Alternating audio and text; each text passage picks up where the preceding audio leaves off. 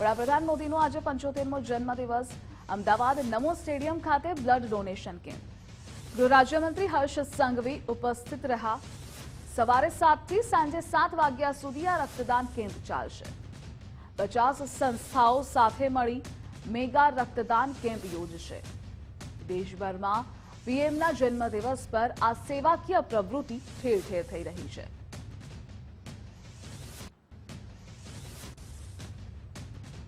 દુનિયામાં પહેલીવાર કોઈ દેશના પ્રધાનમંત્રી શ્રી માટે, કોઈ નેતા માટે આટલા મોટા પાયે બ્લડ ડોનેશનનું આયોજન કરવામાં આવે. માત્ર નરેન્દ્ર મોદી સ્ટેડિયમ પર આજે આખા દિવસ દરમિયાન 1 લાખ લોકો બ્લડ ડોનેશન કરવા આવવાના છે. ખૂબ મોટી વ્યવસ્થાઓ કરવામાં આવી છે. હું જોઈ રહ્યો છું કે અમારું આ તેરાપંથ યુવક મંડળ અને બધા જ લોકો સાથે મળીને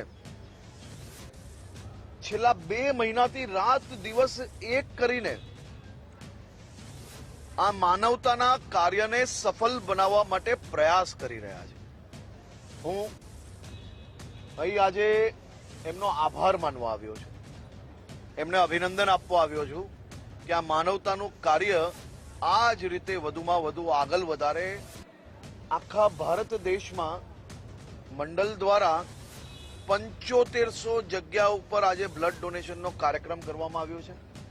અમદાવાદમાં 1, સુરતમાં 75, આ જ રીતે ભારત દેશમાં 7500 કાર્યક્રમ થશે. માનવતાનો આ દિવસ બનાવવા માટે તેરાપંથ યુવક પરિષદને હું ખૂબ ખૂબ અભિનંદન આપું છું.